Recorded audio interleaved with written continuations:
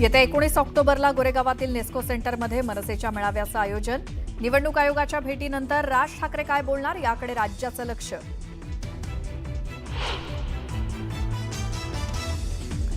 निवडणूक आयोगासोबतच्या भेटीनंतर महाविकास आघाडीमधील धुसफूस सपाट्यावर.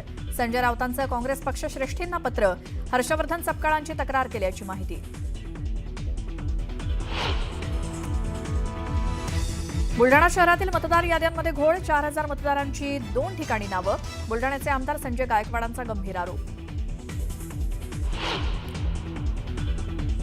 ठाण्यातील आनंद आश्रमात नरेश मस्केंच्या उपस्थितीत नगरसेवक आणि पदाधिकाऱ्यांची बैठक. बैठकीत भाजपा विरोधात नाराजीचा सूर.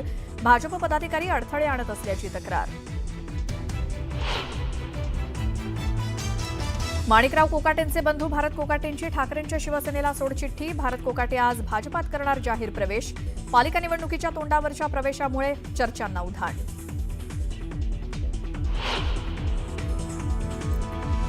विधान परिषद शिक्षक आणि पदवीधर निवडणुकीसाठी शिंदेंच्या शिवसेनेची मोर्चे बांधणी. निवडणुकीसाठी जास्तीत जास्त अर्ज भरण्याच्या बैठकीत सूचना.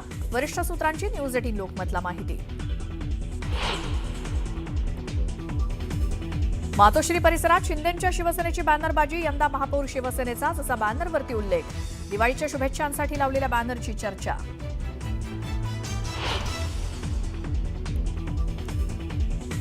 डिबेंचर कपातीच्या मुद्द्यावरून महाडिक विरुद्ध पाटील संघर्ष वाढण्याची शक्यता. शौमिका महाडिकांच्या नेतृत्वात गोकुळ दूध संघावर मोर्चा. आंदोलक शेतकऱ्यांना पोलिसांनी अडवलं.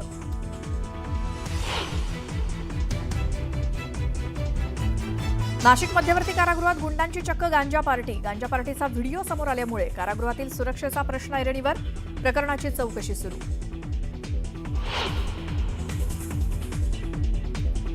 मुंबईतल्या उद्योजकाची डिजिटल अरेस्ट करून तब्बल 58 कोटींची फसवणूक. ईडी आणि सीबीआयचे अधिकारी असल्याचं भासवत उकळले पैसे.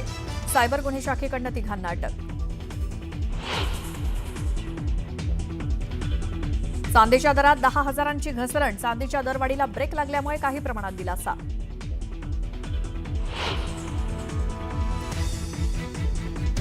पंतप्रधान मोदींनी आंध्र प्रदेशातील श्रीशैलम मंदिरात पूजा करून घेतलं दर्शन. छत्रपती शिवरायांचंही पूजन करत घेतलं मोदींनी दर्शन.